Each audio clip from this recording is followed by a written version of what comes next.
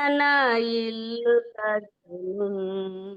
మూడు రాలు తన ఇల్లు ఊడబెరుకును. పరిశుద్ధ కన్యక ఎస్తేరు దాసి అయినను రాజు దయను పొంది రాణి ఆయను. పరిశుద్ధ కన్యక ఎస్తేరు దాసి అయినను రాజు దయను పొంది రాణి ఆయను. జార శ్రీ యజబేలు రాణి అయినను గుర్రములతో త్రొక్కబడి నశించెను.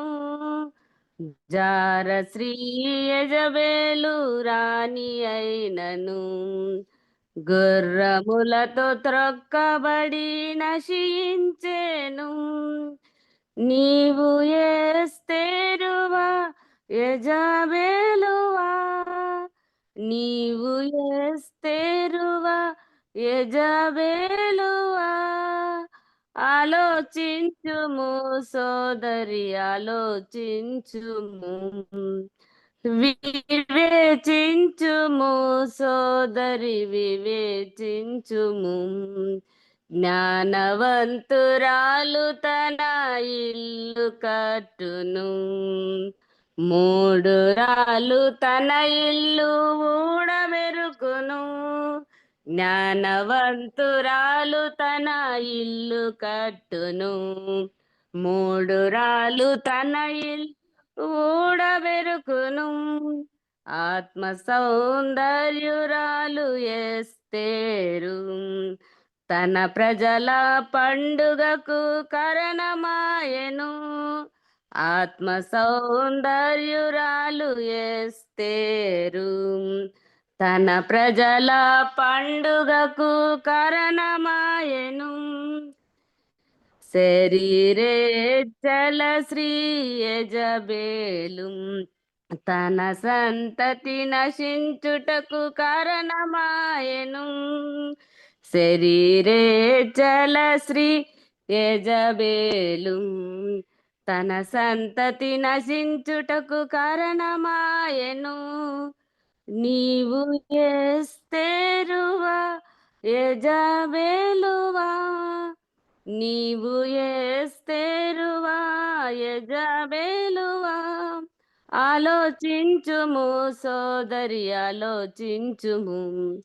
వివేచించుము సోదరి, వివేచించుము. జ్ఞానవంతురాలు తన ఇల్లు కట్టును. మూడు రాలు తన ఇల్లు ఊడబెరుకును. జ్ఞానవంతురాలు తన ఇల్లు కట్టును. మూడు రాలు తన ఇల్లు ఊడబెరుకును. దుష్టుడైన హామానును ఎస్తేరు యథార్థతతోనే సంహరించెను. దుష్టుడైన హామానును ఎస్తేరు యథార్థతతోనే సంహరించెను. వేషధారి చెడు మాదిరి యజబేలు నీచమైన చావు చచ్చి హెచ్చరికాయను. వేషధారి చెడు మాదిరి యజబేలు నీచమైన చావు చచ్చి హెచ్చరికాయను. నీవు ఎస్తేరువా యజబేలువా, నీవు ఎస్తేరువా యజబేలువా. ఆలోచించుము సోదరి, ఆలోచించుము. వివేచించుము సోదరి, వివేచించుము. జ్ఞానవంతురాలు తన ఇల్లు కట్టును. మూడు రాలు తన ఇల్లు ఊడబెరుకును. జ్ఞానవంతురాలు తన ఇల్లు కట్టును. మూడు రాలు తన ఇల్లు ఊడబెరుకును. కనికర బుద్ధి గల ఎస్తేరు యేసయ్యా వంశమును భద్రపరచెను, కనికర బుద్ధిగల ఎస్తేరు.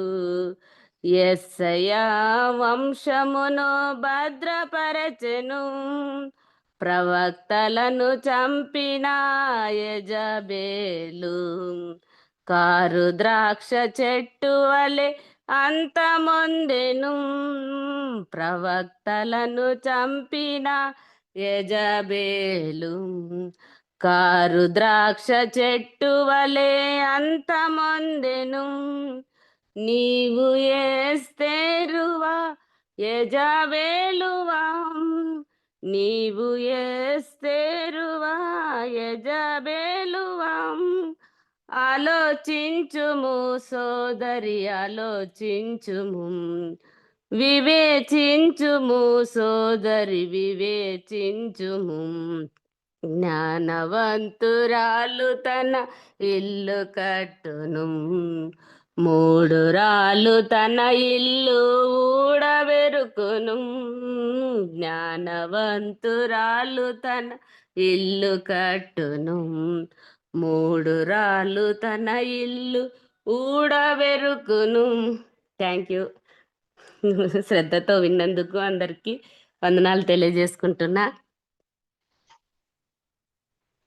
హలో, వందనాలు. వందనాలు. మరి ఇప్పుడు నిమిత్తము పుట్టపర్తి నుంచి అక్క. వాయిస్ రావడం లేదు సుశీల. సుశీల ఎక్కడైనా విండో దగ్గర ఇట్లా కూర్చో సుశీల. అట్లా వైఫై రావట్లే ఎవరికి లేదా? వచ్చింది, వాయిస్ వస్తుందిలేమా. పాట వినపడిందాక? చాలా పెద్ద పాట పడినాను, సారీ ఏమనుకోద్దండి. బాగుందిలే. Thank you. అర్ధసాహిత్యమైన పాట పాడినా. Thank you aunty. వందనాలు ఆంటీ. వందనాలు. ఉన్నానమ్మా. మనకు మెర్సీ సిస్టర్ వాక్యాన్ని అందిస్తారు. శ్రద్ధతో వాక్యాన్ని విన్నాము. Mary Grace. Mary Grace sister. వందనాలు సుశీల. వందనాలు అక్క. చేరి వచ్చిన సిస్టర్స్ అందరికీ కూడా నా ప్రేమ వందనాలు. మరి ముఖ్యంగా దేవాది దేవుడు మరి నాకు మరి ఒక అవకాశాన్ని ఇచ్చి మనం అందరం కూడా మరి ఎలాగా ఆయన పాద సన్నిధిలో కూర్చొని కొన్ని మాటలు ధ్యానించడానికి దేవుడు నాకు ఇచ్చిన సమయాన్ని బట్టి దేవుడిని స్తుతిస్తున్నాను. అదే విధంగా మరి నాకు అవకాశం ఇచ్చిన కేజే సిస్టర్ కూడా వందనాలు తెలియజేస్తున్నాను. వందనాలు. మరి మనం ఇప్పుడు వాక్య భాగం చూసుకున్నప్పుడు ఒకటో కొరింథీలకు రాష్ట్ర పత్రిక 1వ కొరింథీ. బాగా వినిపిస్తుందా? వాయిస్ వినిపిస్తలేదు? 1వ అధ్యాయము 1వ కొరింథీ 1వ అధ్యాయము 9వ వచనం చదువుకుందాం. మన ప్రభు అయిన యేసు క్రీస్తు అను తన కుమారుని సహవాసమునకు మిమ్మల్ని పిలిచిన దేవుడు నమ్మదగిన వాడు. చిన్న మాట ప్రార్థన చేయండి. కృపా సత్య సంపన్నుడా, దయగలనైనా కృపగల తండ్రి, స్తోత్రములు ప్రభా. మరి ఈ మధ్యాహ్నం వేళ నేను నీ పాద సన్నిధిలో నిరసించుటకు, గణపరచుటకు, పాట ద్వారా నేను మహిమపరచుటకు ప్రభా, మరి వాక్యం ద్వారా మేము ఏమి ఆత్మీయంగా నేర్చుకోవాలో నేను మరి మా పాద సన్నిధిలో కూర్చొని మేమంతా చేరి వచ్చిండగా మాకు ఆత్మీయ మేలులను అనుగ్రహించండి. మీరు ఏ మాట ద్వారా మాతో మాట్లాడతారో మేమైతే ఎరగము ప్రభా. నాయన నిలబడిన నీ దాసురాలు, నేను అల్పురాలని, అయోగ్యురాలని, ఎందుకు పనికిరాని మమ్మల్ని ప్రభా మీరు మీ బిడ్డలుగా, మీ సొత్తుగా, నీ జనాంగంగా ఎన్నుకొని నీ కృపలో భద్రపరిచి నీ సన్నిధిలో ప్రభా మేము ఈ మాటలు ఉచ్చరించుటకు ఇచ్చినటువంటి ఈ యోగ్యతను బట్టి, ఈ సమయాన్ని బట్టి నేను స్తుతిస్తున్నాము, కనపరుస్తున్నాం. చేరి వచ్చిన ప్రతి ఒక్క శిష్యుని జ్ఞాపకం చేసుకోండి. ఈ జూమ్ లో ఉన్న ప్రతి ఒక్కరి కొరకు నీ సన్నిధిలో ప్రార్థిస్తున్నాం. నేను ఎంతో కాలంగా 2020 సంవత్సరం నుంచి కూడా మార్చి నుంచి మరి కంటిన్యూ అవుతూ ఎంతో చక్కగా జరిగిస్తున్న ఈ సహవాసంను బట్టి, ఈ గొప్ప అవకాశంను బట్టి నేను స్తుతిస్తున్నాం. కేజే సిస్టర్ కొరకు, అమృతాల సిస్టర్ కొరకు, మరి షారా కొరకు, మరి దీనిలో పనిచేస్తున్న ప్రతి ఒక్కరి కొరకు, ప్రార్థిస్తున్న ప్రతి ఒక్కరి కొరకు, ప్రతి ఒక్క కుటుంబాల కొరకు నేను నీ సన్నిధిలో ప్రార్థిస్తున్నాం తండ్రి. రావాల్సిన వారిని త్వరపెట్టి రప్పించండి. వారికి ఉన్న ఆటంకాల నుంచి దూరపరిచి మరి నేను కాదు ప్రభు మాట్లాడేది, మీరు మాట్లాడండి. పిలువచరణ నన్ను మరుగు చేసుకొని నీ కృపలో భద్రపరిచి ఏ మాటలు మాకు అవసరమో, ఏ మాట ద్వారా మమ్మల్ని హెచ్చరిస్తావో, ఏ మాట ద్వారా మేము బలపడాలో ప్రభా మీరు జ్ఞాపకం చేసుకోమని, మరి నేను ఆ తర్వాత జరిగే ప్రార్థనల్లో కూడా మీరు తోడుగా ఉండమని, మరి నాకు ఇచ్చిన ఈ కొద్ది సమయంలో ప్రభా మరి నేను ఏం మాట్లాడాలో ఆ సమయంలో కూడా మీరు నాతో ఉండి నన్ను బలపరిచి ధైర్యపరిచి ముందు కొనసాగడానికి కృప చూపించమని, ఇంతవరకు మా పట్ల, మా కుటుంబాల పట్ల, మా సంఘాల పట్ల మీరు చూపిన ప్రేమ కొరకు నేను స్తుతిస్తూ ఈ మధ్యాహ్నం వేళ మరి చదవబడిన వాక్యం దీవించి ఆశీర్వదించి విడిచి వడ్డించమని మా ప్రభును ప్రియ కుమారుడైన యేసుక్రీస్తు ప్రశస్త నామం అడిగి వేడుకుంటున్నాను తండ్రి. ఆమేన్. మంచిది. చాలా కాలం తర్వాత మళ్ళీ ఒకసారి నేను హైదరాబాద్ లో ఉండి మళ్ళీ తిరుపతికి వచ్చినాను. మరి అక్క తీసుకోమన్నప్పుడు 5వ రోజు తీసుకుంటాం అంటే సరే ఇష్టం చెప్పిన. దేవుడు మరి ఒకసారి నాకు ఈ ప్రశస్తమైన సమయాన్ని ఇచ్చినందుకు దేవుడిని స్తుతిస్తున్నాం. మరి మనం ఇప్పుడు చదువుకున్న వాక్య భాగాన్ని చూసినప్పుడు కొరింథీయులకు రాసిన మొదటి పత్రిక 1వ అధ్యాయము 9వ వచనం మనకందరికీ తెలిసిన భాగమే కదా. సహవాసమునకు పిలిచిన మన ప్రభు అయిన యేసుక్రీస్తు తన కుమారుని సహవాసమునకు పిలిచిన దేవుడు నమ్మదగినవాడు. మన దేవుడు నమ్మదగినవాడు. ఆయన మనల్ని సహవాసమునకు పిలిచినాడు కదా. మరి అయితే ఇప్పుడు సహవాసము మన ఎస్తేరు ప్రియుల వారి మన సహవాసం ఎంతో చక్కగా కంటిన్యూగా ఆగిపోకుండా సాగిపోతూ ముందుకు కొనసాగడానికి దేవుడు కృప చూపిస్తున్నాడు. మరి నిజమే, సంఘాలలో మన సహవాసం, కుటుంబాల్లో మన సహవాసం, ఆత్మీయులతో మన సహవాసం, ఈ సహవాసం అయితే మన దేవుడు నమ్మదగిన దేవుడు. ఆయన పిలిచిన పిలుపుకు లోబడి ఆయన సహవాసమునకు మనమందరం చేరి వచ్చింటుండగా అయితే ఎవరెవరిని పిలిచినాడని మనం జ్ఞాపకం చేసుకున్నప్పుడు అక్కడే 1వ కొరింథీ మరి 1వ అధ్యాయం 26వ వచనంలో మనం చూస్తాం. సహోదరులారా, మిమ్మల్ని పిలిచిన పిలుపును చూడుడి. మీలో లోకరీతిని జ్ఞానులైనను గనులైనను గొప్ప వంశపు వారైనను అనేకులు పిలువబడలేదు గాని ఏ శరీరియు దేవుని ఎదుట అతిశయింపకుండునట్లు జ్ఞానులను సిగ్గుపరచుటకు లోకంలో నుండి వెర్రి వారిని దేవుడు ఏర్పరచుకొని ఉన్నాడు. బలవంతులైన వారిని సిగ్గుపరచుటకు లోకంలో బలహీనులైన వారిని దేవుడు ఏర్పరచుకొని ఉన్నాడు. ఎన్నికైన వారిని వ్యర్థం చేయుటకు లోకంలో నీచులైన వారిని, తృణీకరింపబడిన వారిని, ఎన్నిక లేని వారిని దేవుడు ఏర్పరచుకున్నాడు. ఇక్కడ మనం గమనించినప్పుడు మనం అంశం కొరకు నేను రిపీట్ చేస్తున్నాను, అందరికీ తెలిసిన విషయాలే కదా. మరి అయితే మరి నాకు దేవుడిచ్చిన ఈ తలంపును సహోదర ప్రేమ, సహోదరులారా మిమ్మల్ని పిలిచిన ప్రేమ, ఈ సహవాసము ఆత్మీయత, దేవుడు చూపించిన ఈ ప్రేమ, ఈ సహవాసము ఎంత ఉన్నతమైనది, లోకస్తులకైతే లేదు కదా. మరి మనకి దేవుడు ఇంత గొప్ప సహవాసం ఆయన పిలిచినాడు. ఎవరెవరినంటే జ్ఞానులైనను గనులైనను గొప్పవారినైనా. లోకంలో గొప్ప గొప్ప వారికి ఈ అవకాశం లేదు, ఈ అర్హత లేదు, ఈ యోగ్యత లేదు, ఈ సహవాసం కదా. అయితే దేవుని నమ్మిన బిడ్డలకు మాత్రం ఎంతో గొప్ప ఆధిక్యత సహవాసం ఇచ్చినాడు. అయితే ఎవరిని పిలిచినాడు అంటే వెర్రి వారిని, బలహీనులైన వారిని, ఎన్నిక లేని వారిని, ధృవీకరింపబడిన వారిని కదా. మరి మనం నిజమే లోకంలో మనము తక్కువ వారంగా ఉండొచ్చు, ఎన్నిక లేని వారంగా ఉండొచ్చేమో. దేవుని దృష్టిలో మనము ఉన్నతమైన వారం. ఆయన దృష్టిలో ఆయన పిలుపు ఉన్నతమైన పిలుపు, పరలోక పిలుపు, ప్రతిష్టాత్మకమైన పిలుపు కదా. మరి పరిశుద్ధమైన పిలుపు. ఎందుకంటే మన దేవుడు పరిశుద్ధుడు కనుక మనం కూడా పరిశుద్ధంగా ఉండాలని ప్రభు ఇష్టపడుతున్నాడు. మన ప్రవర్తనలో, మన మాటల్లో, లోకంలో మనం జీవిస్తున్నప్పుడు మన జీవితం ఎలా ఉంది, మనం ఎలా ప్రవర్తిస్తున్నామని మరి లోకస్తులంతా అబ్జర్వ్ చేస్తుంటారు కదా. దేవుడి సహవాసంలో ఉన్న బిడ్డలు, దేవుని పిలుపుకు లోబడిన వారు ఏ విధంగా ఉండాలని మనం చూసుకున్నప్పుడు కొంతమందిని దేవుడు పిలిచినాడు. వాక్య భాగంలో మనం గమనించినప్పుడు మరి దేవుడు పిలిచిన వారిలో కొంతమందిని మనం చూస్తే ఆయన పిలుపుకు లోబడినారు, విధేయత చూపించినారు. ఆమోసు గ్రంథము తక్కువ వారిని, మరి తృణీకరింపబడిన వారిని, ఎన్నిక లేని వారిని, ఏ గొప్ప గొప్ప ఉన్నత స్థితిలో లేని వారిని దేవుడు పిలిచినట్టుగా మనము జ్ఞాపకం చేస్తున్నాం. ఆమోసు గ్రంథము 1వ అధ్యాయము 1-2 వచనాలు ఎవరైనా తీసుకుంటే చదవండి. ఆమోసు. యూదా రాజైన ఉజ్జియా దినములలో ఇశ్రాయేలు రాజుకు యెహోయాషు కుమారుడైన యెరోబాము దినములలో భూకంపం కలుగుటకు 2 సంవత్సరముల ముందు ఇశ్రాయేలీయులను గుర్చి తెకోవలో పశుల కాపరులలో ఆమోసును కనబడిన దర్శన వివరము.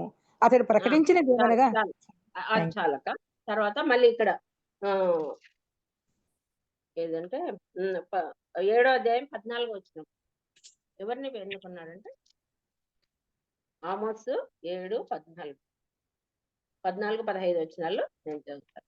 అందుకు ఆమోసు అమధ్యతో ఇట్లా నేను ప్రవక్తనైనను కాను, ప్రవక్త యొక్క శిష్యుడనైనను కాను, కాని పశుల కాపరినై మేడి పండ్లు ఏరుకొని వాడను. నా మందలను మేపుకొనుచుండగా యెహోవా నన్ను పిలిచి, నీవు పోయి నా జనులకు ఇశ్రాయేలు వారికి ప్రవచనము చెప్పుమని నాతో సెలవిచ్చెను. చాలు. అయితే ఇక్కడ చూసినప్పుడు మేడి పండ్లు ఏరుకునే ఆమోసు కదా. ఇక్కడ మరి ఎంత పశువుల కాపరిని ఎన్నుకున్నట్టుగా మనము జ్ఞాపకం చేస్తున్నాం. దేవుడు పిలిచిన పిలుపుకు లోబడినప్పుడు దేవుడు ఏ స్థితిలో ఉన్నా, ఏ పరిస్థితిలో ఉన్నా కూడా ఎన్నుకున్నట్టుగా మనం చూస్తున్నాం.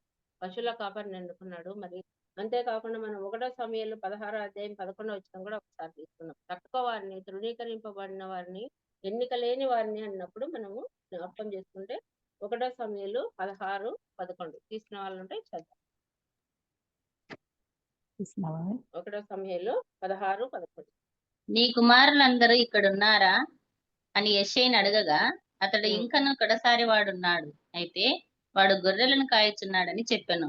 అందుకు సమూయేలు, నీవు వాని పిలువనంపించుము, అతడు ఇక్కడికి వచ్చే వరకు మనము కూర్చుందామని యెషయితో చెప్పగా చాలు.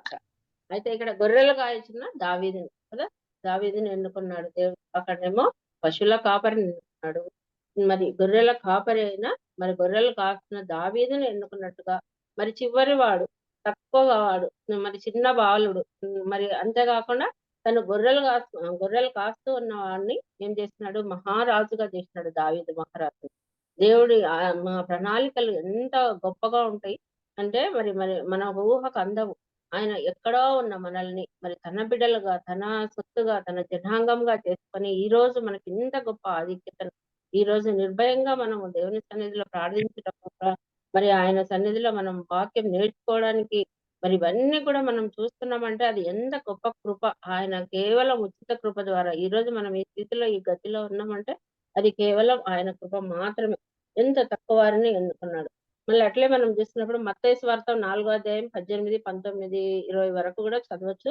అయితే అక్కడ ఎవరిని ఎన్నుకున్నాడు, మరి 4వ అధ్యాయం మనకందరికి తెలుసు కదా. 18, 19, 20 వచనాల్లో పేతురు, యోహాను చేపలు పడుతున్నారు. వాళ్ళకి ఏం తెలియదు. ఆ ఏరియాలో, ఆ ప్రదేశంలో ప్రభు వెళ్తున్నాడు.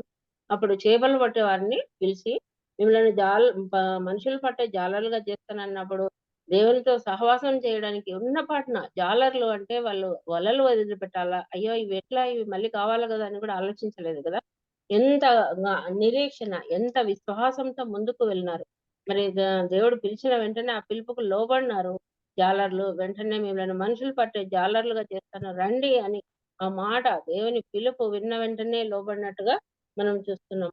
మళ్ళీ అంతేకాకుండా మరి అబ్రహాం విగ్రహాలు చేసే ఈ రిఫరెన్స్ అన్ని చదివితే మనకు సరిపోదని నేను ఫాస్ట్ గా పెట్టేస్తున్నా. అబ్రహాంను కూడా తక్కువ వారిని, తృణీకరింపబడిన వారిని ఎవరినైనా ఎన్నుకుంటాడనే విషయాన్ని నేను జ్ఞాపకం చేసుకుందాం అనుకుంటున్నాను ఈరోజు. అయితే మరి ఇక్కడ అబ్రహాంను కూడా విగ్రహారాధికుడు, దేవుని మాటలకు లోబడిన వాడు, మరి విశ్వాసులకు తండ్రిగా చేసినాడు. ఆ విగ్రహారాధికుడినైనా దేవుడు పిలిచినాడు కదా. నీ స్వదేశానికి వెళ్ళు. చదువుదామంటే ఒకసారి చదువుదాం. ఆదికాండము 12వ అధ్యాయం 1వ వచనం ఒకసారి. ఆదికాండము 12:1. యెహోవా నీవు లేచి నీ దేశం నుండి, బంధువుల యొద్ద నుండి, నీ తండ్రి ఇంటి నుండి బయలుదేరి నేను నీకు చూపించు దేశంనకు వెళ్ళు. నేను గొప్ప జనముగా చేసి నిన్ను ఆశీర్వదించి నీ నామమును గొప్ప చేయుదును, నీవు ఆశీర్వాదముగా నందు. ఎంత గొప్ప కృప కదా. ఎక్కడో ఉన్న వాళ్ళని, ఎక్కడో మరి విగ్రహాలు చేసుకుని విగ్రహాలను అమ్ముకుంటూ ఉన్న అబ్రహామును కూడా, విగ్రహారాధికుడైన అబ్రహామును ఇక్కడ ఏం చేసినాడు, యెహోవా నీవు లేచి నీ దేశం నుండి, బంధువుల నుండి వెళ్ళిపో, నీ ఇంటిని అన్ని వదిలి నేను ఎక్కడ చూపిస్తే ఆ దేశానికి వెళ్ళి నిన్ను గొప్ప జనంగా చేస్తా, నిన్ను ఆశీర్వదిస్తా, నిన్ను బ్లెస్ చేస్తా అన్నప్పుడు లోబడినట్టుగా మనం చూస్తున్నాం. మరి జాలర్లను జ్ఞాపకం చేసుకున్నాడు, గొర్రెల కాపరిని జ్ఞాపకం చేసుకున్నాడు, మరి పశువుల కాపర్లను జ్ఞాపకం చేసుకున్నాడు ప్రభువు. మరి అంతేకాకుండా ఇంకా సుంకపు గుత్తదారుడు మనకందరికి తెలుసు కదా, లూకాసు వార్త 19:1-8 వరకు చదవచ్చు. మరి 1-8 వరకు చదివినప్పుడు అక్కడ ఏముంది, సుంకపు గుత్తదారుడైన జక్కయ్య మరి ఆ ప్రదేశంలో ప్రభు వెళుతున్నప్పుడు మేడి చెట్టెక్కి ఆశ కలిగి, అక్కడ మనము ఏం గుర్తించాలంటే ఆశ, ప్రభుని చూడాలని ఆశ పడినట్టుగా మనం చూస్తాం. ఆశ గల ప్రాణాన్ని దేవుడు తృప్తిపరిచే దేవుడుగా ఉన్నాడు. మరి ఆశ పడినప్పుడు జక్కయ్య నువ్వు దిగిరా, నీ ఇంట నివసించడానికి నేను ఇష్టపడుతున్నానని పిలిచినట్టుగా మనం చూస్తున్నాం. పిలిచిన పిలుపుకు లోబడినారు వీళ్ళందరూ కూడా. మరి దేవుని ఇంట్లో చేర్చుకున్నాడు. మరి తన అన్యాయంగా సంపాదించుంటే నేను 4వ వంతు కూడా చెల్లిస్తా అన్నాడు. మరి అట్లా జక్కయ్యతో పిలిచిన పిలుపుకు లోబడినందుకు అక్కడ కూడా దేవుడు కార్యం చేసి తన బిడ్డగా తన సహవాసానికి పిలిచినాడు. మరి ఇంకా భయంకరమైన దూషకుడు, హింసకుడు, భయంకరమైన మరి పాపం చేత ఉన్న మనిషిని మరి ఎవరు పౌలుగా మార్చినాడు.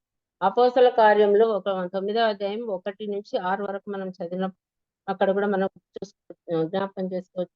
ఇవన్నీ రెఫరెన్స్లు మరి చదవడం. అయితే అక్కడ కూడా మరి వెలుగు ద్వారా ప్రభు అక్కడ మరి అంతటి భయంకరమైన హింసకుడైనటువంటి దూషకుడు మరి తన బిడ్డల్ని చెరలో వేసి ఎంత బాధించి చంపేవాడిని, అంతటి నరహంతకుడిని, దూషకుడిని దేవుడు పట్టుకున్నట్టుగా మనం చూస్తున్నాం. ఆయన గొప్ప వెలుగు ద్వారానే అక్కడ రక్షణ జరిగింది కదా. దేవుని పిలుపుకు లోబడినాడు. మరి ఆ వెలుగు ద్వారా తర్వాత అననీయ మరి తన ఇంట చేర్చుకొని ఆ వెలుగు మరి తర్వాత తను మూర్చొచ్చి పడినట్టు అవన్నీ స్టోరీ మనకు తెలుసు. అయితే తర్వాత అక్కడ వెలుగు ద్వారా దేవుడు మాట్లాడినాడు, తన బిడ్డగా చేసుకున్నాడు. సౌలును పౌలుగా మార్చి పౌలు ద్వారా అపోస్తల కార్యములు అంతా మనం చదివినప్పుడు మరి ఎన్ని శ్రమలకు, ఎన్ని హింసలకు ఎంతగానో మరి తను అనుభవించినట్టుగా కూడా మరి సాక్షిగా నిలబడినట్టు. మరి అంతేకాకుండా లోబడిన వారు వీళ్ళందరూ పిలిచిన పిలుపుకు, దేవుడు పిలిచిన 1వ అధ్యాయము అదే 9వ వచనంలో మనం చూస్తున్నాం కదా, పిలిచిన పిలుపుకు సహవాసమునకు లోబడినారు. ఎందుకంటే మన దేవుడు నమ్మదగిన దేవుడిని నమ్మినారు, వెంబడించినారు, విధేయత చూపించినారు, పిలిచిన పిలుపుకు లోబడినట్టుగా మనం చూస్తున్నాం. అంతేకాకుండా 1వ రాజులు 17వ అధ్యాయం 1వ వచనంలో కూడా మనం చూస్తాం. ఆ అధ్యాయం అంతా కూడా మనం చదివినప్పుడు అక్కడ కెరీతు వాగు దగ్గర నువ్వు వెళ్ళు, అక్కడ ఉండు, నీకు ఆహారం గురించి అక్కడ కరువు వచ్చినప్పుడు మరి ప్రభువు అక్కడ ఏమని చెప్తాడు, కాకోలం ద్వారా తనకు ఆహారం పంపించినట్టు మనం చూస్తున్నాం. మరి ఎంత గొప్ప దేవుడు అంటే అన్ని విషయాల్లో ఎంతో తక్కువ వారిని, మరి పశువుల కాపర్లని, గొర్రెల కాపర్లని, మరి జాలర్లని, చేపలు పట్టేవారిని, మరి విగ్రహారాధికులని, మరి దొంగలను, వ్యభిచారులను, ఇలాంటి వారిని, ఎంతటి మోసగాళ్ళైనా, ఎంతటి హంతకులనైనా, దొంగలనైనా కూడా ప్రేమిస్తున్నాడు. సిలువలో దొంగను కూడా చివరిగా మరి తన క్షమాపణ అడిగినప్పుడు పశ్చాత్తాపం ఉన్నప్పుడు అయితే మరి ఇంత గొప్ప దేవుని కలిగింది. అంతేకాకుండా వాళ్ళనే కాకుండా ఇంకా చాలా మంది ఉంటారు. మనము అంశం కొరకు సహవాసంకి పిలిచిన వారు వీళ్ళందరినీ కూడా మనం జ్ఞాపకం చేసుకున్నాం. అయితే మరి యెషయా 45:22లో కూడా మనం చూస్తే భూదిగంతము నివాసులారా నా వైపు చూచి రక్షణ పొందుడి, దేవుడను నేనే, మరి ఏ దేవుడును లేదు కదా. ఎంత గొప్ప మాట. భూదిగంత నివాసులు వీళ్ళొక్కటే పిలిచిన దేవుడు కాదు, భూదిగంత నివాసులందరినీ పిలిచినట్టుగా మనం చూస్తున్నాం. అంత గొప్ప దేవుని మనం కలిగి ఉన్నాం. మరి ఏ ఆత్మ నశించడం తనకి ఇష్టం లేదు. అంతటి మరి ప్రేమామూర్తి సిలువలో తన ప్రాణం అర్పించినంతగా మన కోసం దీనుడుగా ఈ లోకానికి వచ్చినట్లుగా మనం చూస్తున్నాం.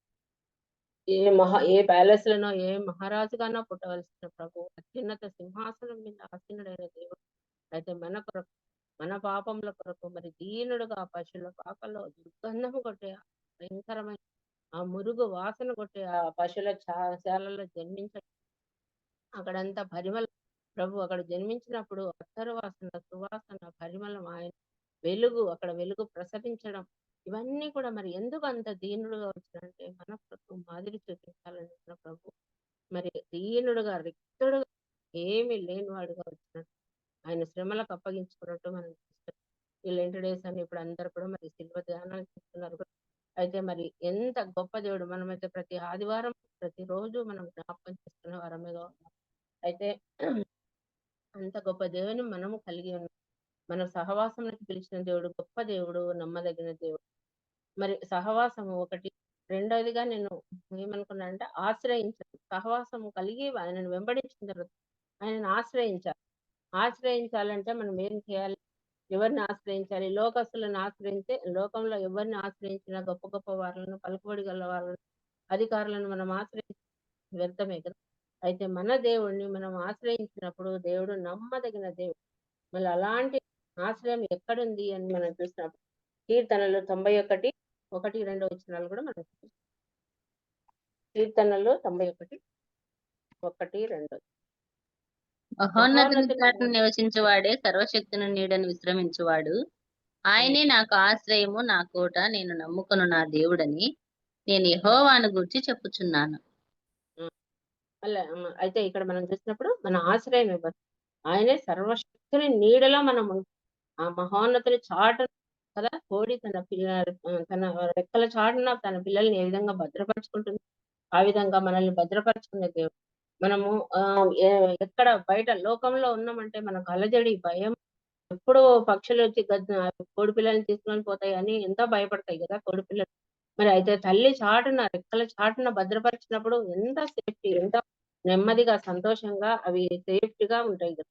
ఆ విధంగానే మనం కూడా మన దేవుని సన్నిధిలో మనం ఆయనను ఆశ్రయించినప్పుడు ఆయనే మన ఆశ్రయము, మన కోట, మనం నమ్ముకొని దేవుడు సర్వశక్తిని నీడలో మనం ఉండాలని ప్రభు ఇష్టపడుతున్నాడు. అంతేకాకుండా మరి 91:4 కూడా మనం చూసినప్పుడు అక్కడ ఆయన తన రెక్కలతో నిన్ను కప్పును, ఆయన రెక్కల కింద నీకు ఆశ్రయం కలుగు.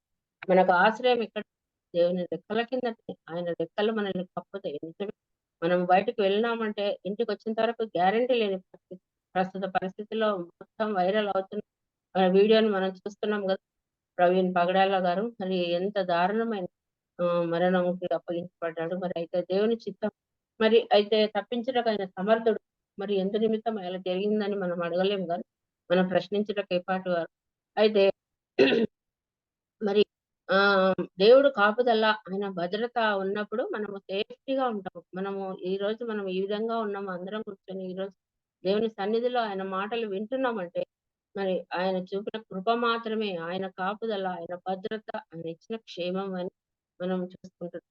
అయితే కీర్తనలు 59:16 కూడా మనం ఒకసారి చూస్తే, నాకు ఎత్తైన కోటగా ఉన్నావు, ఆపద్దినమున నాకు ఆశ్రయముగా ఉన్నావు.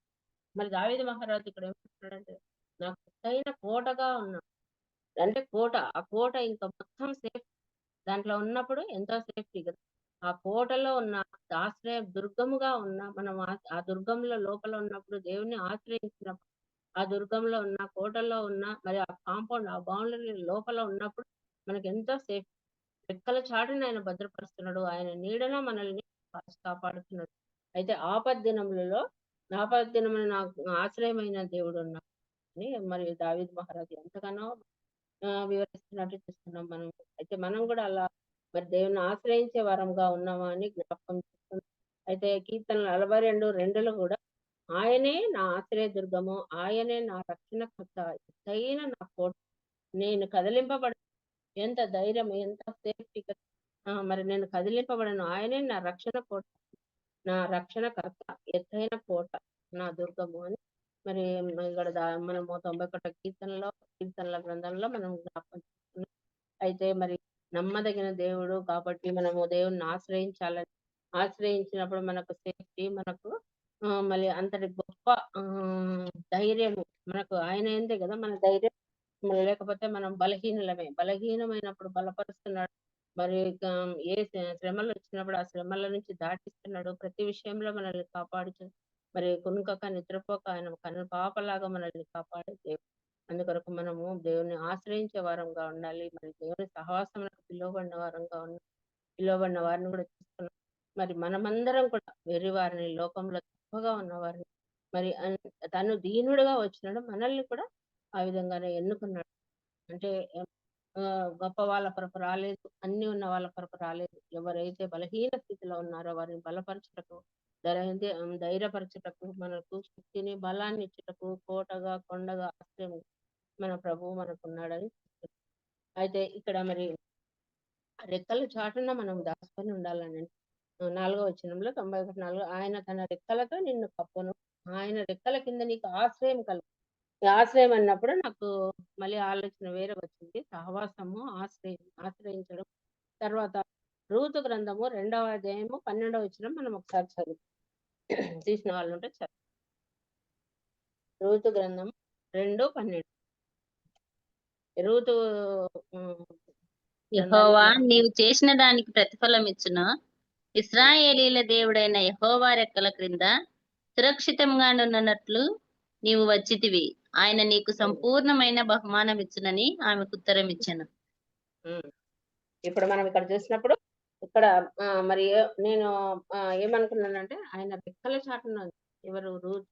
అయితే యెహోవా నీవు చేసిన దానికి ప్రతిఫలం ఇచ్చిన ఇశ్రాయేలు దేవుడైన యెహోవా రెక్కల కింద సురక్షితముగా క్షేమముగా మనం ఉండాలంటే మళ్ళీ మనం ఆయనను ఆశ్రయించాలి. ఇక్కడ రూతుతో మరి ఎవరు చెప్తున్నారు? బోయాజు. నిజమే, ఆమె ఆ కళ్ళంకి రావడము, అక్కడంతా సేఫ్టీగా ఉండడము, సురక్షితంగా ఉండడము, ఇవన్నీ మనము జ్ఞాపకం చేసుకున్నాం. ఇప్పుడు ఇంకా మనం రూతు గ్రంథానికి వెళ్దాము.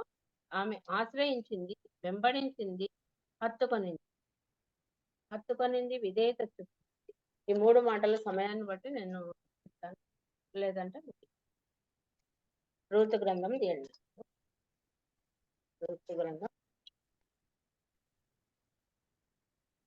రూతు గ్రంథంలో మనం చూసినప్పుడు 1వ అధ్యాయంలో మనము 4 అధ్యాయాలు ఉన్నాయి. అందరికి తెలుసు కానీ ఒకసారి గుర్తు చేస్తున్నాను. 4 అధ్యాయాలు ఉన్నాయి. 1వ అధ్యాయంలో చూస్తే కరువు వచ్చింది. మరి రెక్కల చాటున భద్రపరచడము, సురక్షితంగా ఉండడం అన్నప్పుడు నాకు దేవుడు ఇచ్చిన ఈ తలంపును మరి రూతు గ్రంథం ద్వారా మనం నేర్చుకుందామని నేను ఆశ కలిగి ఉన్నాను. అయితే మరి 2వ అధ్యాయంలో కటాక్షము, 3వ అధ్యాయంలో ప్రమాణం చేస్తున్నాడు కదా బోయజు, 4వ అధ్యాయంలో వివాహం చేసుకున్నట్టుగా చూస్తున్నాం. ఇక్కడ ఒక కుటుంబం ఉంది. ఆ కుటుంబము మనకు తెలుసు. మరి బెత్లెహేం నుంచి మోయాబు దేశంలోకి వెళ్ళినారు. మరి రూతు, నయోమి, రూతు, మరి కుమారులు, మహలోను. అయితే వీళ్ళు అక్కడికి వెళ్ళిన తర్వాత మనం కూడా చాలా సార్లు దేవుని చిత్తాన్ని కనిపెట్టకుండా మరి మనకి ఇష్టమైన త్రోవల్లో కొన్నిసార్లు మనం కూడా తొలగిపోయే అవకాశం ఉంది. అయితే ఆయన చిత్త ప్రకారమే జరగాలని అనుకోవాలి. అయితే ఈ రోజు పుట్టపర్తికి రావడం మాకు అస్సలు ఇష్టం లేదు. ఫస్ట్ లో నేను వచ్చినప్పుడు చాలా బాధపడిన. సిస్టర్ వాళ్ళు మేమందరం కూడా ప్రార్థన చేసి, అయితే దేవుని చిత్తం ఎంత గొప్ప ప్రణాళిక ఉందంటే మరి ఇక్కడ మేము వచ్చిన తర్వాత 3 years అవుతుంది. ఇప్పుడు జాయింట్ డైరెక్టర్ గా ప్రమోషన్ వచ్చి విజయవాడకు అవుతుందని మరి ప్రమోషన్ లిస్ట్ లో ఉన్నారు. అయితే మేము అక్కడికి చేసుకోవాలని ఆశపడుతున్నాం. అయితే ఆయన ప్రణాళిక ఎట్లంటే ఈ రోజు ఈ పుట్టపర్తి స్థానిక సంఘముగా మేమందరం చిన్న కుటుంబాలు, కొన్ని కుటుంబాలు మేమందరము ప్రార్థన ప్రతి శుక్రవారం 11 గంటల నుంచి 3:30 గంటల వరకు ఎంత చక్కగా ప్రార్థనలు జరుగుతుంది ఆన్లైన్ లోనే. మరి దేవుడు ఎంత ఘనత అంటే ఆ కొద్దిసేపు మన గొప్పతనం కాదు, మన ఆధిక్యత కాదు, కానీ దేవుడు ఎంత కృప చూపించి ఆ సమయంలో దేవుని సన్నిధిలో గడపడానికి మాకు మంచి అవకాశాన్ని ఇచ్చినట్టుగా మేము చూస్తాం. దాని నుంచి ఎన్నో మేళ్ళు, ఉపకారాలు, ప్రార్థనకు దేవుడు జవాబిస్తూ ఎంతగానో మమ్మల్ని తృప్తిపరుస్తూ బలపరుస్తున్నాడు. మరి మేము ఇక్కడ ఉన్నంత వరకు కూడా ఆ విధంగానే కొనసాగాలని కూడా మేము ఆశపడుతున్నాం. మరి అయితే ఇప్పుడు రూతు గ్రంథానికి మనం వెళ్ళినప్పుడు ఇక్కడ ఈ కుటుంబము మరి మోయాబు దేశానికి వెళ్ళింది. అక్కడ మోయాబు స్త్రీలను పెళ్లి చేసుకున్నారు. అయితే అక్కడ ఏమైంది, మరి 2 కుమారులు చనిపోయిన తర్వాత మరి ఓర్పా వెళ్ళిపోతుంది కదా, అత్త ముద్దు పెట్టినప్పుడు ఇంకా అత్తకు ముద్దు పెట్టి వెళ్ళిపోతుంది. అయితే ఇక్కడ రూతు మాత్రం ఆమెని వెంబడించాలని ఆశపడుతుంది. ఇక్కడ సహవాసం 1వ అధ్యాయం రూతు గ్రంథము 1వ అధ్యాయం 15 నుంచి 17 వరకు ఎవరైనా ఆమె, ఇదిగో నీ తోడి కోడలు తన జనుల యుద్ధకును తన దేవుని యుద్ధకును తిరిగిపోయినదే, నీవును నీ తోడి కోడలు వెంబడి వెళ్ళుమనెను. అందుకు రూతు, నా వెంబడి రావద్దనియు నన్ను విడిచిపెట్టుమనియు నన్ను బతిమాలుకొనవద్దు. నీవు వెళ్ళు చోటికే నేను వచ్చేదను, నీవు నివసించు చోటనే నేను నివసించేదను. నీ జనమే నా జనము, నీ దేవుడే నా దేవుడు. నీవు మృతి పొందు చోటను నేను మృతి పొందేదను, అక్కడనే పాతి పెట్టబడేదను. మరణము తప్ప మరి ఏదైనాను నిన్ను నన్ను ప్రత్యేకించిన ఎడల యెహోవా నాకు ఎంత కీడైనా చేయునుగాక అనెను. చాలు. అయితే మనం ఇక్కడ 15 నుంచి 17 వరకు చూసుకున్నప్పుడు మరి రూతు నయోమిని వెంబడించినట్టు చూస్తాం. మనం సహవాసం దేవుని బిడలంగా ఆయన సహవాసం కలిగిన వారంగా ఉండాలి. మరి ఆయనను ఆశ్రయించే వారంగా ఉండాలి. మరి రూతు లాగా, మరి రూతు ఎవరిని వెంబడించింది? నయోమిని వెంబడించింది. మనం కూడా దేవుణ్ణి వెంబడించాలి. మరి ఆయనను ఆశ్రయించాలి, ఆయనను వెంబడించాలి. ఆయనలో మనం జీవించినప్పుడే మనము ధైర్యం కలిగి ఉంటాం. లేకపోతే మన పరిస్థితులను బట్టి ఎంతో కృంగిదనం ఎన్నో పరిస్థితుల గుండా మనం వెళ్తున్నప్పుడు దేవుడు బలపరుస్తూ ధైర్యపరుస్తున్నాడు కదా. అయితే మరి ఆయనను వెంబడించినప్పుడు, ఆయనను ఆశ్రయించినప్పుడు మనకు నెమ్మది, క్షేమం. అయితే 15 నుంచి 17 వరకు ఇంతవరకు చదివినట్టుగా మరి ఇక్కడ వెంబడించడం ఇది ఒక పాయింట్ గా మనం చూసినప్పుడు, మరి వెంబడించిన వారిలో కూడా మరి ఎవరెవరు ఉన్నారో మనం చూస్తే మార్కు సువార్త 1:17-18 యేసు నా వెంబడి రండి, నేను మిమ్మల్ని మనుషులను పట్టు జాలర్లుగా చేస్తానని వారితో చెప్పాను. వారు తమ వలలు విడిచి ఆయనను వెంబడించారు. ఇక్కడ మరి వెంబడించినట్టుగా మనం చూస్తున్నాం. జాలర్లు ఉన్న పాటున ఇంతకు ముందు కూడా చూస్తున్నాం. అయితే మరి ఇప్పుడు వెంబడించడంలో కూడా మరి వాళ్ళని మనం జ్ఞాపకం చేసుకుంటాం. మరి మత్తయి సువార్త 16:24 చూస్తే, అప్పుడు యేసు తన శిష్యులను చూచి, ఎవడైనను నన్ను వెంబడింపగోరిన ఎడల తన్ను తాను ఉపేక్షించుకొని తన సిలువను ఎత్తుకొని వెంబడించాలని అంటున్నాడు కదా. అయితే ఉపేక్షించుకోవడం అంటే విడిచిపెట్టడం. మనం ఈ లోక సంబంధమైన వాటిని విడిచిపెట్టి, ఇవన్నీ బంధాలు, బంధుత్వాలు ఇవన్నీ కూడా విడిచిపెట్టి, మరి లోక ఆశ అంటే దేవుడు చెప్తే ఆ పని చేయడానికి విధేయత కలిగి, కలిగి ఆయనను వెంబడించాలి అని మనం చూస్తున్నాం. అయితే తన్ను తాను ఉపేక్షించుకొని నన్ను వెంబడింపగోరాలంటే మరి ధనవంతునితో కూడా అన్నప్పుడు నువ్వు నీ ఆస్తిని కూడా మరి అమ్మి రమ్మని పిలుస్తాడు కదా. అది అక్కడ కూడా మనం జ్ఞాపకం చేసుకోవచ్చు. మరి అంతేకాకుండా మరి వెంబడించాలన్నప్పుడు ఇక్కడ జాలర్లు వెంబడించినారు. ఇవన్నీ ఉన్న పాటున వదిలేసి, వలలు వదిలేసి వెళ్ళినట్టుగా చూస్తున్నాం. మరి మత్తయి సువార్త 9:9 కూడా చూస్తే, యేసు అక్కడ నుండి వెళ్ళి సుంకపు మెట్టనొద్ద కూర్చుండి ఉన్న మత్తయి అన్న ఒక మనిషిని చూసి నన్ను వెంబడించమని అతనితో చెప్పగా అతడు లేచి ఆయనను వెంబడించడం అన్నప్పుడు మనం చూస్తే రూతు నయోమిని వెంబడించింది. తన కష్టమైన మరి తన ఓర్ప మాత్రం వెళ్ళిపోయింది. అయితే అత్త దగ్గరనే ఆమె ఆశ్రయం ఉండాలనుకుంది. అత్తతోనే ఆమె సహవాసం కలిగి ఉండాలనుకుంది. ఎంత గొప్ప ప్రేమ! ప్రస్తుత పరిస్థితులు అయితే ఎవరైనా ఉండని పరిస్థితే కదా. అయితే ఎంతో మరి రూతు మనకు మాదిరిగా ఉంది. మరి ఇక్కడ అత్త కోడళ్ళ మధ్యలో ఉన్న సంబంధాన్ని, ఆ ప్రేమను, మరి ఆప్యాయతను, మరి ఆ అనుబంధాన్ని మనకు జ్ఞాపకం చేస్తుంది. అత్తను వెంబడించింది. నన్ను వెళ్ళిపోవద్దు, వెళ్ళమనొద్దు, నేను నువ్వు ఎక్కడుంటే అక్కడ, నువ్వు ఎటు వెళితే అని చెప్తుంది కదా. అయితే మళ్ళీ రెండోదిగా మనం చూసినప్పుడు వెంబడించింది. తర్వాత నువ్వు వెళ్ళు చోటికి అనగా నువ్వు వెళ్ళు మార్గం, నువ్వు ఏ మార్గంలో వెళ్ళినా కదా, పుల్ల పొదర వెళ్ళు, ఇంకో దారిలో వెళ్ళు, రాజమార్గంలో వెళ్ళు, ఎక్కడ వెళ్ళినా ఎక్కడైనా నేను నీతోనే ఉంటా, నిన్ను విడిచిపెట్టి పొమ్మని మాత్రం నన్ను అనదు. మనం కూడా దేవుణ్ణి మనం ఆనుకొని ఆయనను వెంబడించి ఆయనను హత్తుకొని ఉన్నప్పుడు దేవుడు మనల్ని కూడా సురక్షితంగా ఉంచే దేవుడుగా ఉంటుంది. ఎంతగానో తగ్గించుకుంది, ఎంతగానో మన అతను ప్రేమించింది. మరి 1వ అధ్యాయం రూతు 1:16 మనం చూస్తే అక్కడ నువ్వు వెళ్ళు చోటికి అనగా నువ్వు వెళ్ళే మార్గం, నువ్వు ఎక్కడ వెళ్తే అక్కడ. మనము ఇక్కడ చూసినప్పుడు యోహాను సువార్త 14వ అధ్యాయం 6వ వచనం చూసిన వాళ్ళంటే యోహాను సువార్త 14:6.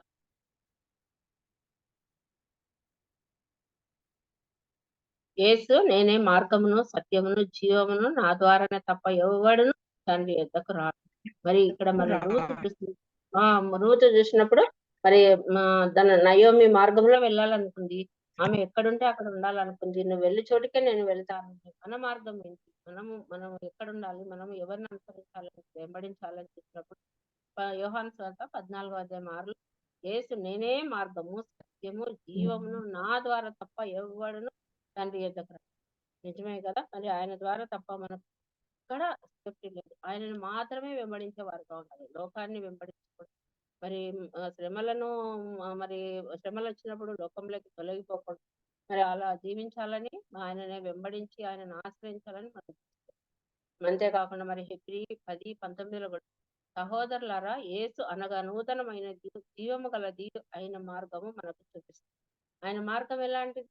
నన్ను అనుసరించండి, నా మార్గము నేనే, సత్యము నేనే, మరి నూతనమైనది, జీవం గల జీవము గల మాట, జీవము గలది ఆయన మార్గం. మనల్ని జీవము గల మార్గం నడిపించేది ఆయన మార్గం. అంతటి గొప్ప మార్గం కలిగి ఉన్నాం దేవుని బిడ్డలము. మత్తయి సువార్త 7:13-14 కూడా చూస్తే ఇరుకు ద్వారమున ప్రవేశించు నాశనమునకు పోవు ద్వారం వెడల్పును ఆ దారి విశాలమునైన దాని ద్వారా ప్రవేశించేవారు అనేకులు జీవమునకు పోవు ద్వారము అనేకులు జీవమునకు పోవు ద్వారము ఇరుకును ఆ దారి సంకుచితమునై ఈ విషయాలు మనకందరికి తెలిసిన వాక్య భాగాలు. అయితే మరి ఇప్పుడు సందర్భం కోసం నేను ఇవన్నీ జ్ఞాపకం చేస్తున్నాను. నాశనానికి పోవాలంటే వెడల్పుగా ఉంటుంది, విశాలంగా ఉంటుంది. లోకం ఎంతో ఆకర్షణీయంగా ఉంటుంది. ఇరుకు మార్గం, ఆయన మార్గం ఇరుకైన మరి సంక్లిష్టమైన మరి కొన్ని శ్రమలు వచ్చినప్పుడు కూడా మనం వాటినన్నీ తట్టుకొని ఆయన వెంబడించే వారుగా ఉండాలి. మరి మనకు శ్రమ వచ్చినా, ఇబ్బంది వచ్చినా, బాధలు వచ్చినా మరి దేవుని ఆనుకొని ఉండాలని, వెంబడించాలని మనం చూస్తున్నాం. ఆయన మార్గం ఇరుకైనది నిజమే. కొన్నిసార్లు ఎంతో మరి ఇష్టమయ్యే అవకాశం ఉంది. కానీ ప్రతి పరిస్థితులు మనకి ఆపోజిట్ గా రావచ్చు, ప్రతికూలంగా రాకుండా అననుకూలంగా వస్తాయి కదా. అయితే మరి అలాంటి పరిస్థితులను ఎదుర్కోవడానికి కూడా దేవుడు శక్తినిచ్చే దేవుడుగా ఉన్నాడు. ఆయన ఆనుకొని ఆయన వెంబడించి ఆయనతో పాటు ఉండాలని. మరి ఇక్కడ రూత్ అయితే అతను ఆనుకొని వెంబడించాలా. ఆమె ఎక్కడుంటే అక్కడ నువ్వు వెళ్ళి చోటికే నేను వెళ్తాను, ఈ మార్గమే నా మార్గం అని చెప్పి అలాంటి గొప్ప మార్గాన్ని మనం కూడా మరి దేవుడు మనకి ఇచ్చిన జీవ మార్గము, సత్యము, జీవము, మార్గం నేనే అని చెప్తున్నాడు. అలాంటి మార్గమునకు మనం కూడా మరి దేవుని బిడలగా మనం అందరం కూడా పోవు మార్గం ఇరుకైనది అయినప్పటికీ, సంక్లిష్టమైనది అయినప్పటికీ కూడా మనం దాన్ని మార్గాన్ని ఎన్నుకోవాలని మరి మాట ద్వారా మనం జ్ఞాపకం చేస్తాం. అంతేకాకుండా రూతు 1:16 నీ జనమే నా జనం, నీ జనమే నా జనము, నీ దేవుడే నా దేవుడు. రూతు ఏమంటుంది ఇక్కడ? నీ జనమే నా జనం, నీ దేవుడే నా దేవుడు. ఇక్కడ నువ్వు వెళ్ళు మార్గమే ఆ మార్గంలో నేను ఉంటాను, నేను వెంబడిస్తా, నీ వెంటనే ఉంటా, నీ మార్గంలో ఉంటా. తర్వాత నీ జనమే నా, నీ బంధువులే నా బంధువులు, నీ రక్త సంబంధికులే నా రక్త సంబంధికులు. ఎంత గొప్ప మాటలు చెప్తారు. మనమైతే కొంతమంది మరి చెప్పుకోలేకపోవచ్చు. మరి దేవుడు అలాంటి పరిస్థితి ఉంటే క్షమించు. ఎందుకంటే కొన్నిసార్లు మనము రక్త సంబంధికులు మరి గొడవలు, సమస్యలు నాకు ఇండ్లలో ఎన్నో పరిస్థితులు కూడా వెళ్తున్నారు. వాళ్ళని చెప్పుకోవడానికి కూడా ఇష్టపడని పరిస్థితులు కూడా, అలాంటి పరిస్థితులు కూడా ఉండొచ్చు. అయితే మరి మనమైతే అంత నిర్భయంగా చెప్పలేమేమో నీ జనమే నా జనమే. అయితే ఇక్కడ మన దేవుడు మనతో ఏమని మాట్లాడుతున్నాడంటే నిర్గమకాండము 19:5-6 వచనాలు తీసి చదువు. నిర్గమకాండము 19:5-6.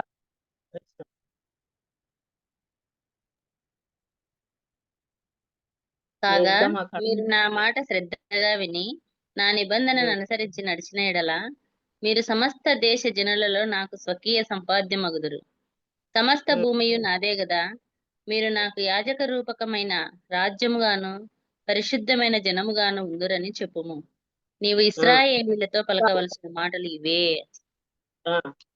అయితే ఇక్కడ నిర్గమకాండంలో మనం అయితే మరి నయం లాంటి మాటలు మనం ఈ బంధుత్వంలో కానీ, రక్త సంబంధికులు కానీ, సహవాసంలో కానీ, ఫ్రెండ్స్ లో కానీ చెప్పలేకపోవచ్చు. కానీ దేవుడు మనకి ఇక్కడ ఏమని చెప్తున్నాడు? అవన్నీ కూడా చేయాలి. మనం క్షమించాలి, ప్రేమించాలి, దేవుని బిడ్డలుగా మనం అనుకుంటున్నాడు. ఆ విధంగా ఉండడానికి కూడా దేవుడు మనకు మంచి మనసు, మంచి కృప అనుగ్రహించగా. అయితే నిర్గమకాండం 19:5-6లో కాగా మీరు నా మాట శ్రద్ధగా వినాలి. ప్రభు మాటలు మనం శ్రద్ధగా వినాలి. ఆయన ఆజ్ఞలు, ఆయన కట్టడలకు మనం లోబడినప్పుడు మనము లోబడిన వారముగా, శ్రద్ధగా వినలేదంటే మరి మనం దేవుని మాటకు లోబడిన వారముగా, ఎదురు తిరిగిన వారంగా. మరి ఇంతకు ముందు అయితే మరి ఆమోసును, మరి గొర్రెల కాపర్లని వీళ్ళందరినీ చూసుకున్నాం కదా, పశువుల కాపర్లను. అయితే మరి అలా జాలర్లను వీళ్ళందరూ లోబడినారు. వెంటనే ఆయన మాటకు శ్రద్ధగా విన్నారు. పిలుపు వినపడితేనే వెంబడించినట్టుగా చూస్తారు. అయితే మరి మనం ఏం చేయాలంట? ఆయన మాట విని నా నిబంధనను అనుసరించి నడిచిన ఎడల మీరు సమస్త జనులలో నీ జనమే నా జనం అన్నప్పుడు మనం ఈ వాక్య భాగం తీసుకుంటున్నాం. నాకు స్వకీయ సంపాద్యమగును, సమస్త భూమియు నాదే కదా, సమస్త భూమి నాదే కదా. మరి పరిశుద్ధ జనముగా మీరు ఉండాలంటే యాజక రూపమైన రాజ్యముగాను, పరిశుద్ధమైన జనముగాను ఉందిరు. మరి ఇక్కడ వాక్యాన్ని బాగా నేర్చుకుంటాం.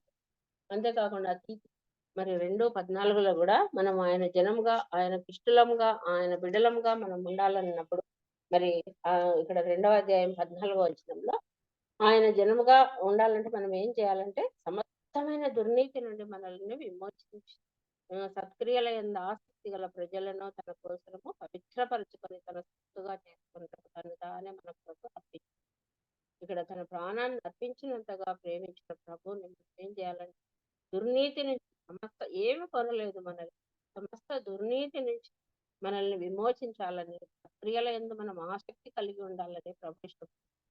అలాంటి తన కోసము తన ప్రజలను, తన జనమును, తన జనాంగాన్ని మరి రక్షించుకొని ఆ విధంగా మీరు జీవించండి అని, పవిత్రంగా మీరు జీవించండి అని తన సొత్తుగా చేసుకున్నట్టు ఆయన ప్రాణాన్ని అర్పించి మరీ మనల్ని ఇవన్నీ మీరు అనుసరించండి అని ప్రభు ఆశిస్తున్నట్టుగా మనం చూస్తాం. అయితే దీంట్లో 1 పేతురు 2:9 కూడా మనం చూస్తాం. అయితే మీరు చీకటిలో నుండి ఆశ్చర్యకరమైన తన వెలుగులోనికి మిమ్మల్ని పిలిచిన వాని గుణాతిశయములను ప్రచురం చేయి నిమిత్తము ఏర్పరచబడిన వంశమును, రాజులైన యాజక సమూహము, పరిశుద్ధ జనమును, దేవుని సొత్తైన ప్రజలనై మరి ఇక్కడ చూసినప్పుడు మనం ఆయన జనంగా ఉండాలంటే, ఆయన ప్రజగా మనం ఉండాలంటే దుర్నీతి నుంచి దుర్నీతి నుండి మనల్ని విమోచించాలని ఆయన ఏం చేస్తున్నాడు? సమస్తమైన మరి దుర్నీతిని తొలగిపోవాలంటే సత్క్రియలందు మీరు ఆసక్తి కలిగి ఉండండి. మీరు నా సొత్తు, నా జనాంగము, నా ప్రజలు అని అంటున్నాడు. అంతేకాకుండా మునుపు మనము చీకటిలో ఉంటే, అంధకారంలో ఉంటే, మీ మునుపు దేవునికి దూరస్థలంగా ఉన్న మనల్ని తన బిడ్డలుగా చేసుకున్న ప్రభు కొరకు మనము తన జనాంగంగా ఉండాలంటే మన ప్రభు పరిశుద్ధమైన దేవుడు కాబట్టి ఆయన పరిశుద్ధుడు, నిర్దోషి, నిష్కల్మష, మళ్ళీ పరిశుద్ధమైన దేవుడు మరి మనల్ని పిలిచినప్పుడు పరిశుద్ధమయంగా మనం కూడా జీవించాలని ప్రభు ఇష్టపడుతున్నాడు. మరి 4వదిగా మనం చూస్తే రూతు 1:17 నీవు మృతి పొందు చోటనే నేను మృతి పొందేది, అక్కడనే పాతి పెట్టాను. ఇది ఎంత ధన్యత కదా!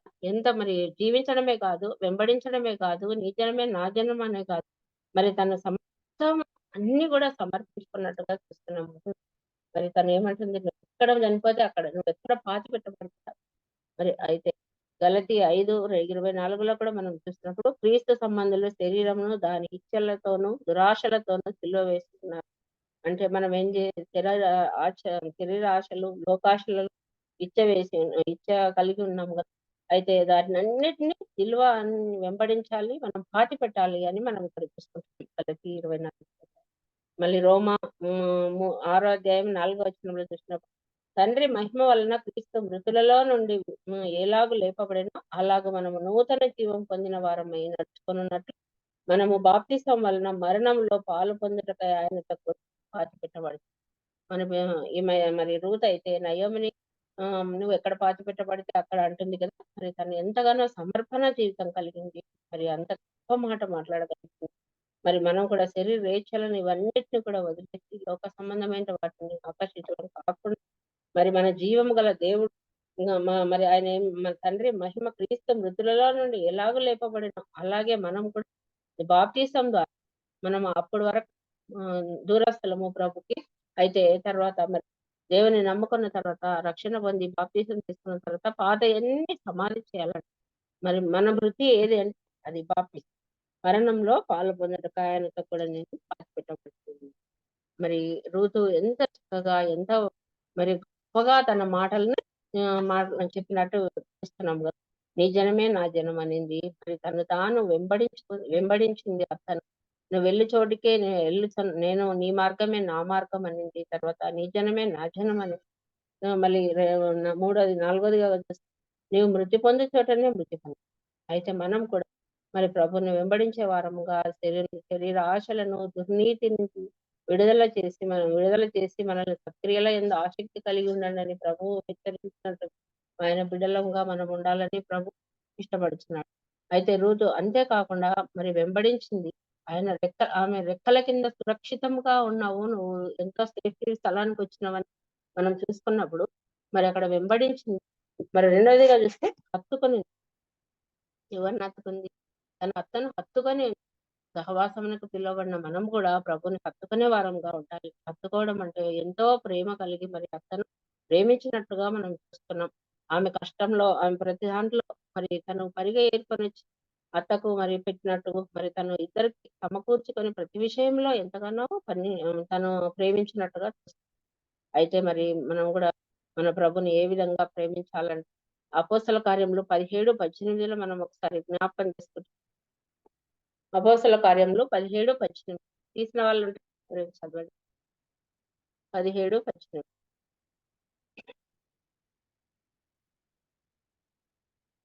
ఇక్కడ అతను హత్తుకుని మరి ఆమెతో కలిసి ఉండడానికి ఇష్టపడింది. మరి ఇక్కడ మరి అపోస్తల కార్యంలో మనము ఏ విధంగా ఉండాలంటే, అయితే కొందరు మనుషులు అతన్ని హత్తుకొని విశ్వసించిరి. వారిలో అరియోపగీతుడైన దియోనిసియు దమరి అనే ఒక స్త్రీ, వీరిలో కూడా మరికొందరు ఉన్నారు.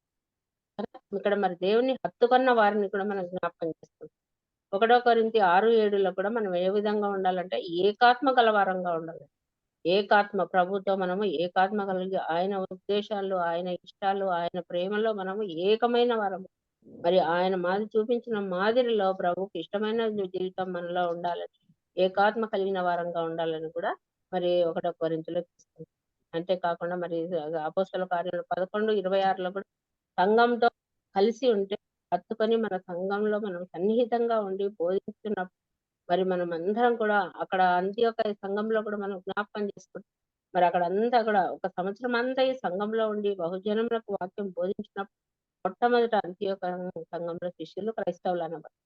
మరి అందరి గొప్ప హత్తుకొని ఉండడము, ఆనుకొని ఉండడం, మరి కలిసి ఉండడము, సహవాసం చేయడం, ఇవన్నీ కూడా మనము జ్ఞాపకం చేసుకున్నప్పుడు ప్రభు మరి ఎంతగానో మరి ఆత్మీయంగా మనల్ని బలపరచడానికి ఇవన్నీ మాటలు కూడా మనము జ్ఞాపకం చేసుకుంటున్నాం.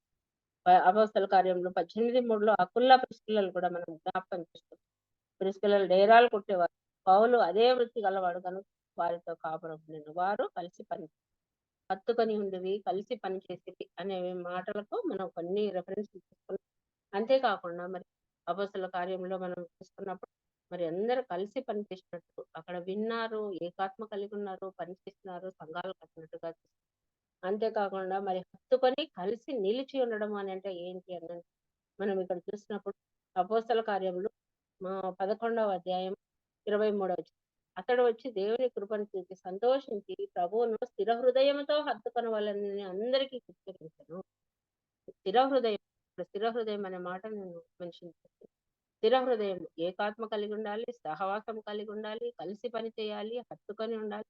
అంతేకాకుండా స్థిర హృదయంతో కొన్ని రోజులు కలిసింది, కొన్ని రోజులు వెళ్ళిపోయేది కాదు కదా. మనం ఉన్నంత వరకు దేవుడు మనం ఈ లోకంలో మనం జీవించినంత కాలం కూడా ఆయనను హత్తుకొని ఆయన వెంబడించే వారంగా, ఆయన సహవాసం కలిగిన వారం ఉండాలని ప్రభు ఇష్టపడుతున్నాడు. అంతేకాకుండా మనం చూసినప్పుడు మనం దేంట్లో నిలిచి ఉండాలంటే సహ సంబంధం కలిగిన ఉండాలి, ప్రార్థనలో నిలిచి ఉండాలి, సహవాసంలో నిలిచి ఉండాలి, వాక్యంలో నిలిచి ఉండాలి. ఇది స్థిరత. మరి దేవుని బిడలుగా మనం అందరం స్థిరత కలిగి ఉండాలని ప్రార్థనలో, వాక్యంలో, సహవాసంలో.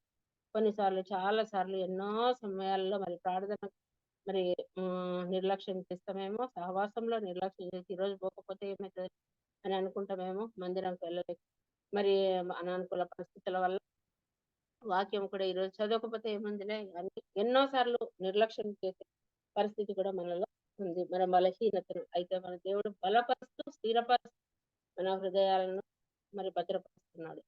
మరి అయితే రూతు మరి అంతేకాకుండా అతను హత్తుకునింది, వెంబడించింది, ఆమెకు విధేయత చూపించడం అనంటే ఎంతగా అనంటే మరి 3వ అధ్యాయం 3వ వచనం, 3వ అధ్యాయము 3వ వచనం ఇక్కడ అత్త స్నానం చేయమనింది, తైలం రాసుకోమనింది. సమయం అయిపోయింది కాబట్టి నేను తొందరగా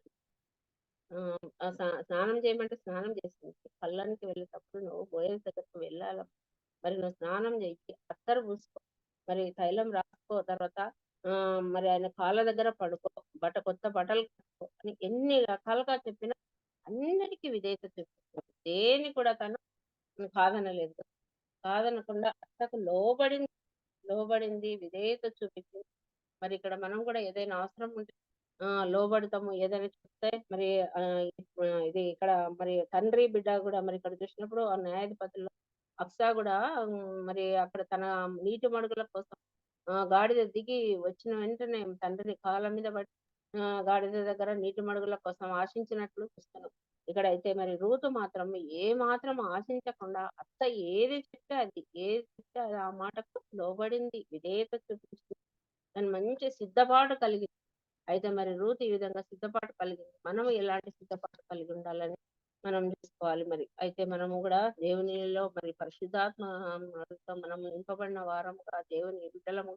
మనం కూడా పరిశుద్ధ జీవితంతో మన నడక, మన మాట, మనం మన పవిత్రమైన మనసుతో మనం ఉండాలని ప్రభు ఇష్టపడుతున్నాం. అయితే తైలం రాసుకోమని అన్నప్పుడు మరి తైలం రాసుకుంది. 119 కీర్తన 9లో మన నడత మనం శుద్ధిపరచుకోవాలంటే వాక్యం ద్వారా చేసుకోవాలి. మరి వాక్యం ద్వారా దినదినము మన వాక్యం మరి ఆత్మీయంగా బలపడుతూ ఉండాలని, మరి మనము ఆత్మీయంగా మరి ఎంతగానో మరి బలహీనం అయిపోయినప్పుడు బలపరిచే దేవుడుగా ఉంటున్నాడు. ప్రార్థనలు మన ప్రతి పరిస్థితికి, ప్రతి సమస్యకు దేవుడే మనకు ఆధారం.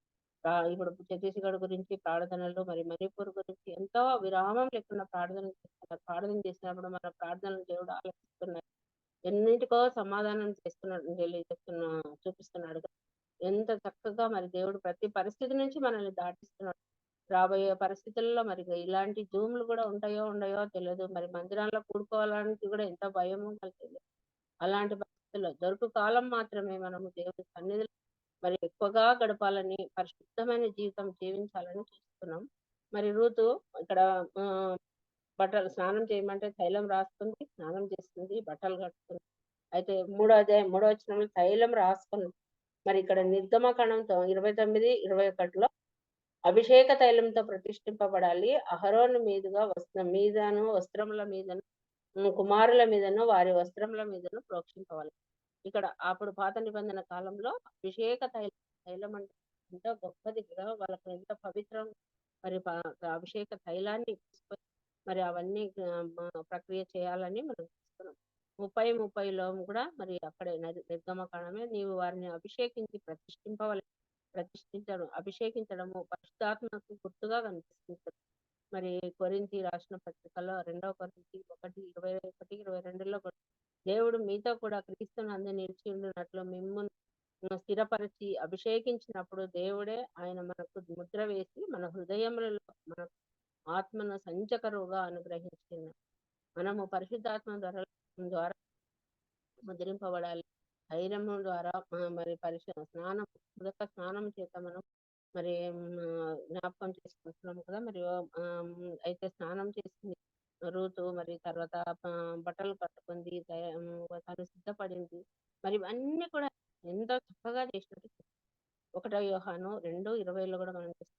మీరు పరిశుద్ధుని వలన అభిషేకం పొందిన వారు కనుక సమస్తము ఎరుగు.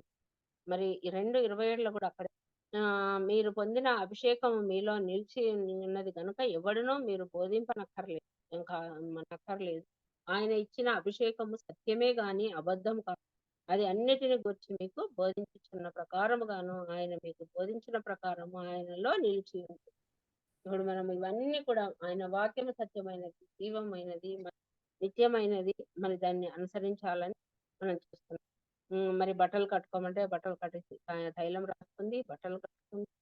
తర్వాత రోమా 13:14లో మెట్టుకు ప్రభు అయిన యేసు క్రీస్తును ధరించుకున్న వారమై మనం ఉండాలి. మనం ఏ బట్టలు కట్టుకోవాలి, ఏం ధరించాలి అని అంటే మనము ఇక్కడ రోమా 13:14లో మెట్టుకు ప్రభు అయిన యేసు క్రీస్తును ధరించిన వారంగా మనం ఉండాలి.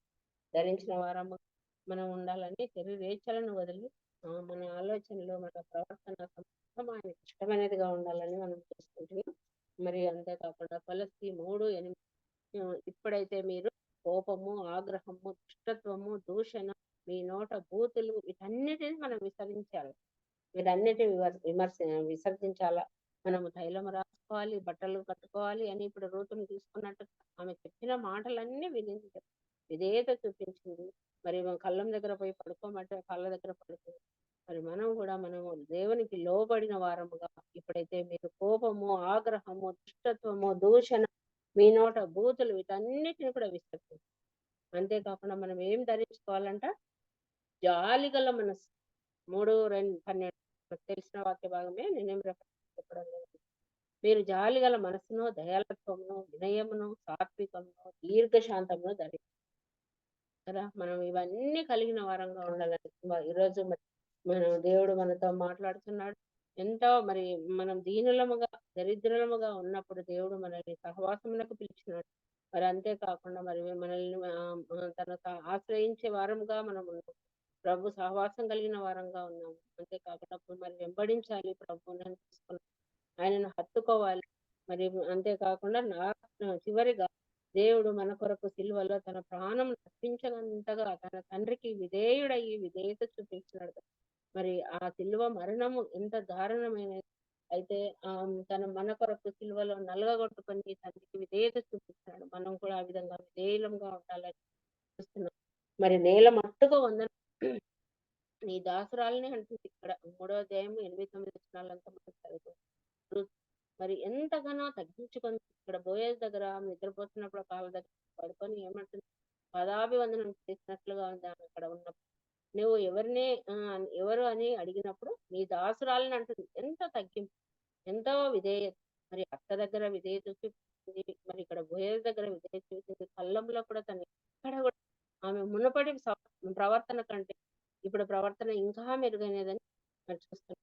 ప్రవర్తన కంటే మునుపటి ప్రవర్తన కంటే ఇప్పుడు ప్రవర్తన, నీ సత్ప్రవర్తన ఎంతో గొప్పది అని మళ్ళీ అక్కడ చూస్తున్నారు కదా. వాక్య భాగం చదువుతున్నప్పుడు ఆ విధంగా మరి దీనురాలుగా అతను ఎంతో మరి తగ్గింపు స్వభావం గలదు మనం చూస్తున్నాం. అయితే దేవుడు విరిగి నలిగిన హృదయమును అలక్ష్యం అయితే చెయ్యడు. మరి ఎవడు దీనుడై నలిగిన హృదయం గలవాడైన మాట విని వణుకుచుండునో వానినే నేను దృష్టిస్తాను. ఈ రోజు మరి రూతు మరి తన చివరిగా వంశావళిలో చేర్చబడింది. ఇంత గొప్ప ధన్యత ఆమెకు వచ్చింది. ఓబేదును కనింది, ఓబేదు నిజంగా మరి వంశావళిలో చేర్చబడ్డ స్త్రీగా రూతు. ఇంతవరకు మరి మనం అన్ని విషయాలలో చూసుకున్నప్పుడు ఒకటి సహవాసములకు పిలిచిన వారిని అందరినీ జ్ఞాపకం చేసుకున్నాం. దేవుడు ఎవరెవరిని సహవాసాన్ని పిలిచినాడని, ఎన్నిక లేని వారిని, తక్కువ వారిని, ఎలాంటి వారినైనా దేవుడు ప్రేమించేవాడు, పిలిచేవాడని. మరి అంతేకాకుండా ఆయనను ఆశ్రయించినప్పుడు, ఆయన సహవాసం చేసినప్పుడు మనకు క్షేమం, ఆయనను ఆశ్రయించినప్పుడు మనకు క్షేమం. మళ్ళీ 3వదిగా మనం వెంబడించాలి ప్రభుని అని చూసుకున్నాం.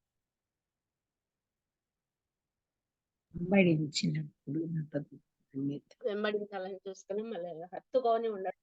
ఎవరు హత్తుకోవాలి, మరి ప్రభుని మనం హత్తుకున్న వారము, విధేయత చూపించే వరంగా ఉండాలని. ఇంతవరకు మరి ఎన్నో మాటలు, ఎన్నో అంశాలు దేవుడు మనతో మాట్లాడాడు. మరి దేవుడు మన ప్రవర్తనలో, మనం చేసే ప్రతి పనిలో ఆయన శ్రద్ధగా ఆయన మాటలు వినాలి. మన స్థిరమైన హృదయం కలిగిన వారము, ప్రార్థనలు, సహవాసంలో ఎడతెగక వాక్యంలో ఎడతెగక స్థిరమైన మనసు కలిగిన వారంగా ఉండాలి. ఏ పరిస్థితిలో అయినా మనం వెనకంజ వేయకుండా, లోకంలో కలిసిపోకుండా జాగ్రత్తగా మన ప్రవర్తన కాచుకోవాలని మరి ఈ రోజు వాక్యం ద్వారా దేవుడు నమ్మదగిన వాడు. 1 కొరింథీ 1వ అధ్యాయం 9వ వచనం మరి దేవుడు సహవాసం చూసిన దేవుడు నమ్మదగిన వాడు. కాబట్టి మనం కూడా నమ్మదగిన వారు, నమ్మకస్తులంగా ఈ లోకంలో జీవించాలని ప్రభు మనం ఈ వాక్యం ద్వారా హెచ్చరిక పొందుతాం. మరి ఇంతవరకు మీరందరూ ఓపికగా విన్నందుకు మీకు అందరికి వందనాలు. దేవుడు నాకు ఇచ్చిన ఈ సమయాన్ని బట్టి దేవుడు స్తోత్రం తెలుస్తున్నాను. మరి జ్యేష్ఠ నాకు ఇచ్చిన అవకాశం కొరకు